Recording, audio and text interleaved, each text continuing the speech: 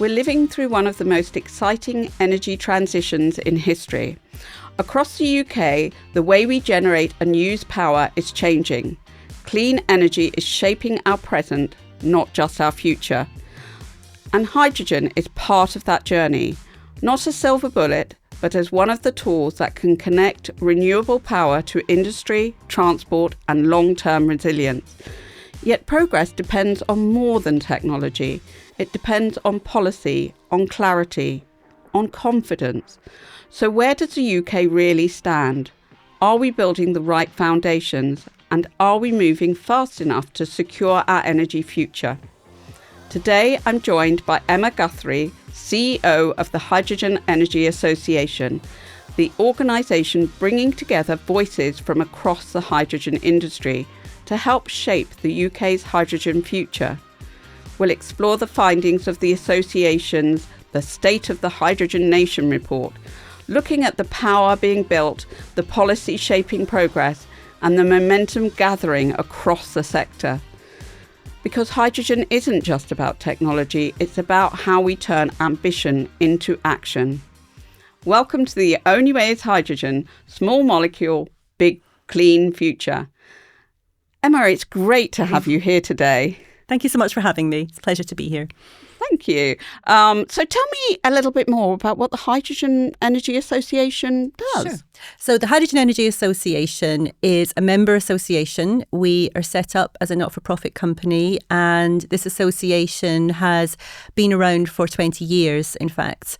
I've been in post as CEO for the last 12 months, so it's been a very interesting journey for me to be in this role over the last year. And my background is in the chemical and industrial gas sector, so I've spent plenty of my career, I guess, navigating this space, and that experience has really informed my knowledge of the hydrogen sector. The HEA, as we say in the shorthand, is, as I say, a member association. We have around 100 members currently, and they span the whole supply chain. So it includes companies that make hydrogen through a variety of different production pathways. Those involved in the supply chain, so providing the pipelines, the valves, the fittings, all of the important elements that take the hydrogen from point of production to point of end use. We have companies in the service space, so in testing, in training, legal services, construction, engineering, project developers. And in end-use markets, we have plenty of innovators who are looking at how hydrogen can play a role in decarbonising both our industrial applications and also in transport. And finally and importantly, we have quite a number of eminent UK universities sitting within our membership. So they're studying all aspects of the hydrogen landscape. So be it in technical side, such as hydrogen storage, innovation with materials, or in the policy space and areas such as public awareness. So it's a very happy church, I would say, covering many aspects of how hydrogen can support our energy transition. And primarily we advocate to support our members in this space, but we also look to be a trusted voice in the sector, speaking to both central governments and other stakeholders within the hydrogen space to help support and inform their thinking on what this molecule can do. Great, which is exactly what we want to talk about today. And I know that you're very focused on hydrogen, but hopefully we can help people to understand where it fits within within the clean energy sector. Yeah. So you've done this report. We've got some copies here, which is great. The State of the Nation, the State of the Hydrogen Nation, was a great report with some really good statistics in there. What's the key headline from it? What's the key piece from this report? So if I take a step back and as to why we did complete and publish this report, it was really a need to give a feeling, as you say, very much the state of the nation of what does our sector feel like in terms of the hydrogen space? Where are the opportunities? Where are the barriers? Doing a sort of temperature check, if you like, of the sector as a whole. So the report itself is based on a survey that we carried out towards the end of last year. We had 100 142 respondents. We had a target of 100, so 142 we were very great. happy about. And what that meant was the findings and the details that came from the reports. It felt we could speak with some confidence as to really digging into those findings and being able to articulate them to all the stakeholders for whom this report is for. So what this report does is give an indicator of sector confidence, of job opportunities, be it in the current landscape or if certain policy measures were advanced, what the job opportunity could be. And also, I guess, just gives a snapshot in time. Our intention is that we will repeat this exercise. So year on year, you will start to see, is confidence, developing or waning? Is there a difference in the regional perspectives of where hydrogen technologies can play a role? And just how the UK is looking compared to other parts of the world in terms of competitiveness for hydrogen. So, And what would you say the key takeaway is from that report? The key takeaways, I think, in many cases are broadly positive. I mean, the companies that have responded and have taken the time to really give their feedback is that they see the opportunities within this sector. We don't claim that hydrogen will do everything, but we absolutely claim that it will have a role in supporting our decarbonisation and our energy transition plans. But what this report says is that policy certainty is really important. So when our government, and we do recognise the commitment that UK government has towards hydrogen, but when it states that there's going to be policy measures coming or updates on strategy or developments in some of the key funding mechanisms, it's always somewhat challenging when these things are promised and then they don't materialise in the time frame that the sector might expect.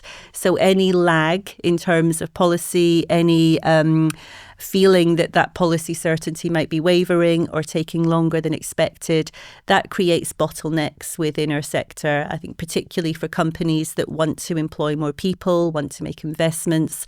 And when that policy landscape is let's say curtailed or is just taking longer to evolve, that causes problems for those that want to employ people and ultimately want to make I guess developments in their own commercial positioning long term.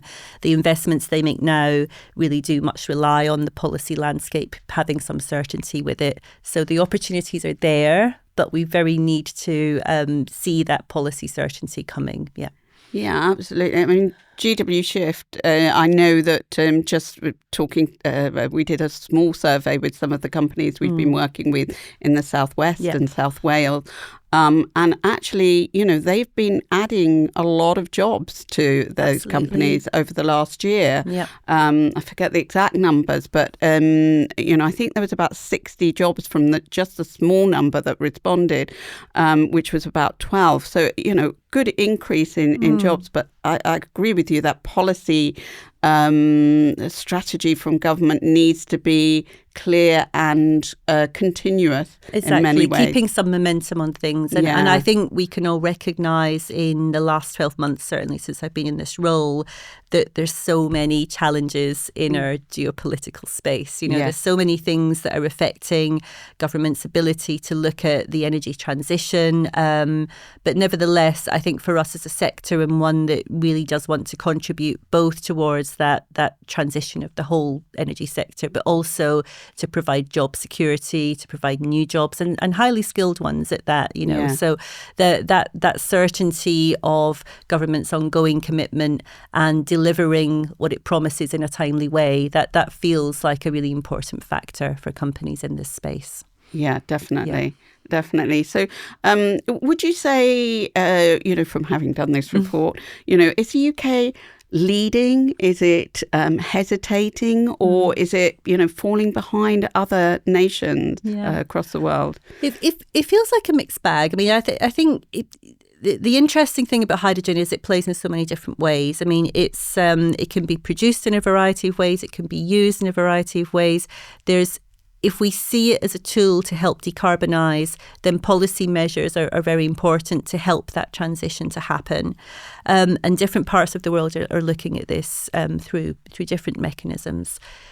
when I go outside of the UK, and it's always interesting to go outside and look in, it feels that the UK is seen very favourably in terms of having a commitment towards hydrogen. As mentioned, hydrogen has been, stated and reiterated by UK government as playing a key role in our energy transition. It's just the timing when you're on the other side of the fence, when you're on this side of the border, that can cause that frustration. But outside, I think from other countries, schemes such as the hydrogen allocation rounds, which is a key part of government policy, are very sort of seen very favourably. The fact that government looks at hydrogen production pathways, not in terms of the various colours that we sometimes describe them as, but more in terms of the emissions of carbon associated with those pathways, does and should give, I guess, a broader opportunity for innovators that want to look at producing hydrogen in various different ways. So I would say the people in the UK, or let's say players in the UK, recognise this. They have their frustrations, as I've indicated. So it feels a bit more a timing issue in terms of UK being able to play its role.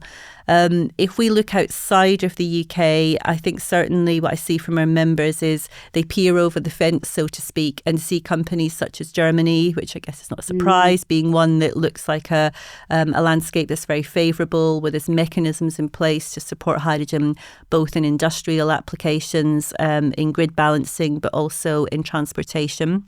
And certainly in the UK, I think we are a little behind in having a strong and structured ambition from government as to how hydrogen can play a role alongside battery technologies to support transport decarbonisation. Other parts of Europe have equal, ambition towards hydrogen. The HEA is part of Hydrogen Europe, so we do see, the European landscape, I guess, being part of European Commission can be slightly different now to what we see in the UK, but that ambition and intent is still there. Yeah. I can think of a few companies down in the southwest that have got those Amway, they've got those connections to other parts of the world. Particularly more into maybe China and some of the Asian market. Yes. But also, there is a real focus on what's needed at a UK level, but also what's needed at a sort of place-based local level as well. Because as you indicated, each country has its own challenges, needs, landscapes, geographies. So, it needs to be a solution that fits to, an energy solution that fits to each market. Absolutely. So, Absolutely. Yeah. I'm just going to ask you about a couple of terms you use, because obviously we're trying to be as successful as possible with this podcast. But you talked about hydrogen allocation round. Yes. What does that mean to the layperson? Yes, that's fair. That's a fair comment. So the hydrogen allocation round is sometimes called HAR as a shorthand.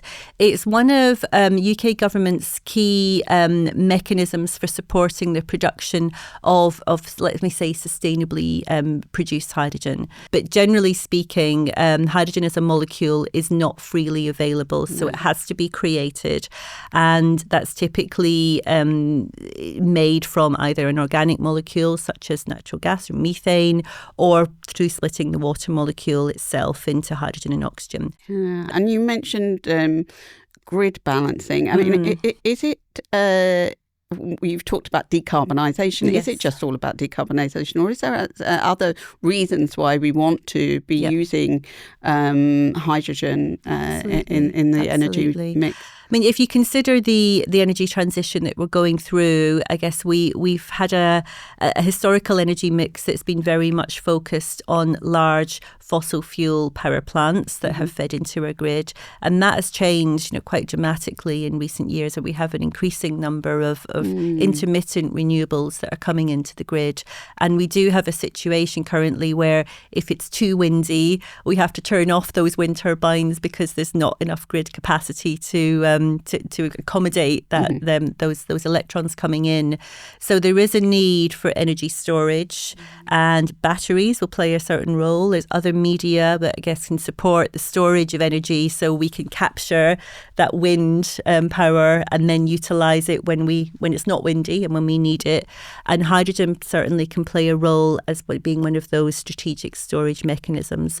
It's more suited to longer term, long duration storage compared to batteries, for example, which will suit the need of more shorter term storage. So that's another way in which hydrogen can add value into our energy transition. Yeah, that's great. Thank you. That helps explain a lot of the things that people perhaps don't understand why hydrogen's in that mix. Yes. So where are we seeing the strongest progress? Is it production, storage, transport, end use? And what sectors are important for hydrogen? So I think we've referred to the HAR rounds, these hydrogen allocation rounds. These will show, I think some of these will come to final investment decision, and we'll start to see the fruition of that government support coming in the near term. So in the next year or two, we'll start to see some of these projects coming online. I think in terms of, we talked about building confidence in the sector. So when we start to see larger scale sustainable hydrogen being produced and being linked to off-takers who are decarbonising, this feels very important for our sector. So these are moving forward. As I say, what our sector is looking for is clarity, is what happens beyond HAR1 into the HAR2 projects and the HAR3 and beyond. So we can see that continuous flow of projects coming. But there is a commitment from government to continue doing that. It's just bringing that to life. In terms of transport, we again in the HEA would recognise that hydrogen can be used within a variety of different transport media to decarbonise.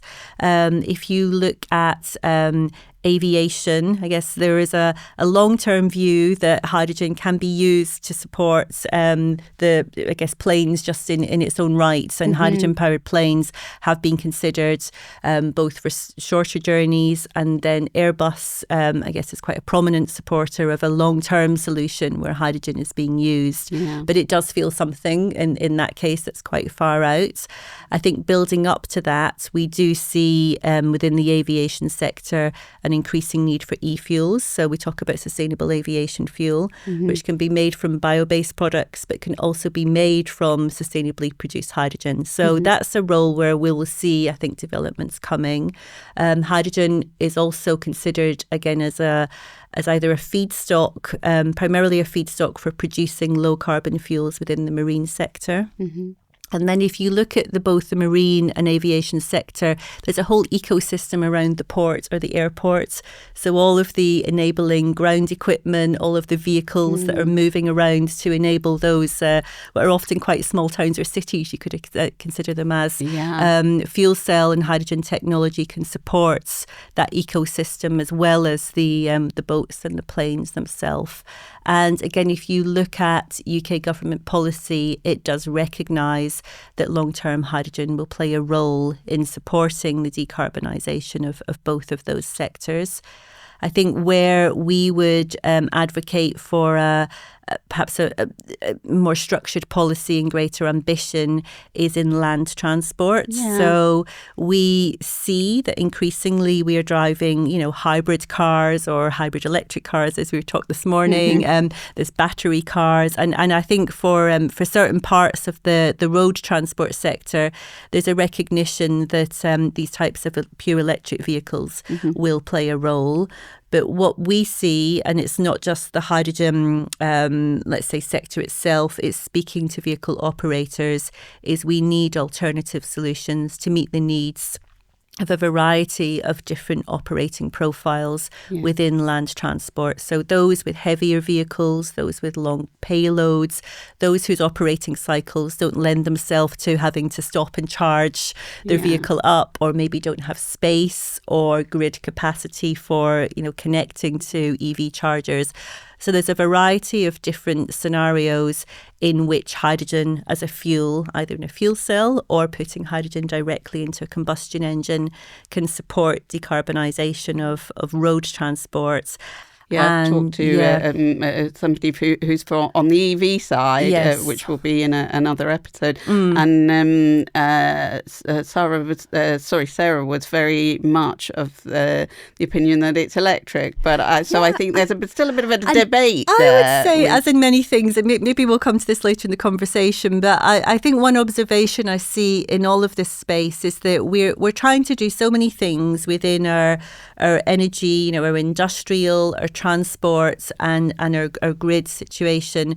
There's no single solution that's going to solve everything. So I absolutely respect the fact that I think we see the battery electric car playing an increasing role in our transportation systems. We see them everywhere. We see the charging points coming. Yeah. But I think to rely on that as a single solution is not going to cover the needs of all operators. So I think for our policy landscape to accept that we need to be broad-minded and say we will need a variety of different means, in this case, to support road transport decarbonisation. And that can vary depending on where you are in the country. Absolutely, geography plays a lot into that as well. It certainly Topography does. of the landscape, and also where you're putting these vehicles as well. That's right. And where you're trying to put charging infrastructure in, that can also be quite challenging. The other area where I would say the operating cycle means it is challenging to use batteries is in the off-road sector. So in the construction sector, for example, we see quite a number of companies that would struggle to move away from diesel-based solutions for all of the construction equipment, the diggers and all of the enabling pieces of kit that are needed to run construction site or other off-grid applications. So again, in these cases, we would advocate for hydrogen being considered as another solution to support that.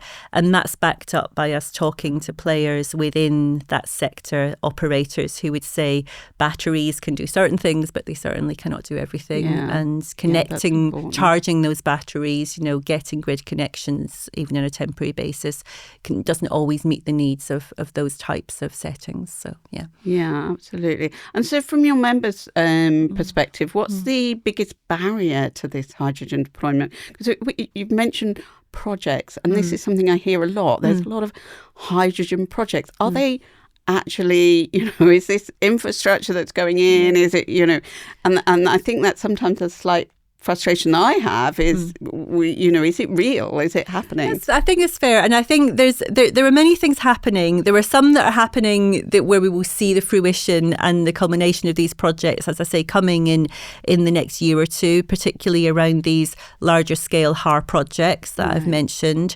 There's a lot happening on the ground. There's a lot of innovators who are producing hydrogen and supporting its innovation and its use in a variety of different ways. I think particularly when we look at the off-grid power, so where people find it challenging to get grid connections, where, as I say, they're looking to perhaps find alternatives to diesel generators. These are scenarios in which hydrogen and fuel cell technology can really prove value and is already proving value in a variety of different settings. We have vehicles running on hydrogen in the UK. I would say it's not a universal situation by any means, but there's certainly projects where you can jump on a hydrogen bus and you wouldn't necessarily know it's any different from any other bus. It still takes you from A to B.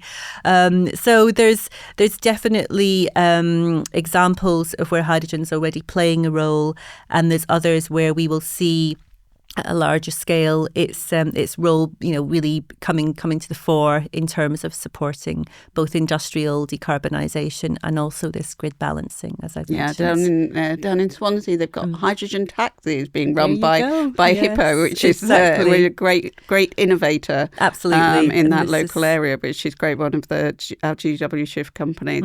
So what's that biggest barrier that people are really facing at the moment to getting that adoption? Yeah. I think there's a number. The hydrogen, there is hydrogen being produced in the UK. It's being delivered, but it's probably not at the scale to which all end users would want, in terms of the cost of it, in terms of the availability of it. And I think that's something where we're in this state where we're transitioning from hydrogen that has been produced at scale, but primarily for a process industry that's been established over many years, where perhaps the production pathways of hydrogen were less important than just having those molecules available. So as we see development of more larger scale sustainable hydrogen production, we would expect costs to come down, and we would expect to see more availability of those molecules to support a variety of applications. So I think and this those will HARP come. projects, presumably, it's one of the ways of making that get to that scale that we need. Yeah. Yes, that's right. And with government support on, in the early stages, making that a more cost effective, option. I think that does feel important. So that's one of it. I think the infrastructure side is still developing. We do expect to see messages from government coming on their commitment towards hydrogen transportation and storage. So that will add, partly to support the grid balancing, as mentioned, but we'll also start to see an infrastructure developing to support the movement of hydrogen molecules. Now, you can move hydrogen. It is being moved by companies through tube trailers. So that's as a liquid or a compressed gas on our roads. And the more you look for those vehicles, the more you see them. It's like anything else, isn't it? Yeah. But there are other solutions where hydrogen can be moved via pipeline. It can be moved, and we have some members interested in the movement of hydrogen via rail, which is quite an interesting circle, where if you think in earlier times we moved coal by rail. Yeah. So we use that infrastructure that we already have to move around, I guess, one of the key parts of our energy system historically. We have started to see demonstrations of hydrogen being moved using that same infrastructure. And I think both on-road, rail and pipeline will provide solutions to effectively move these molecules around to a greater extent than we have now. And again, that availability and being able to see those projects coming to the fore will help with the confidence of the sector. And it feels sometimes like we are, we're creating a battle between the electron and the molecule. I don't necessarily feel it's a very healthy situation to invest this amount of energy of fighting between these two systems. To me, as I said earlier, we're in a transition where we're looking to just improve the health of our planet in terms of particularly its carbon emissions in our industrial space, in our transport space, and to accommodate and support the increasing use of renewables. We need a range of solutions to do that, and electrification, of many of our processes will bring many benefits, both in our cars, both in our industrial processes.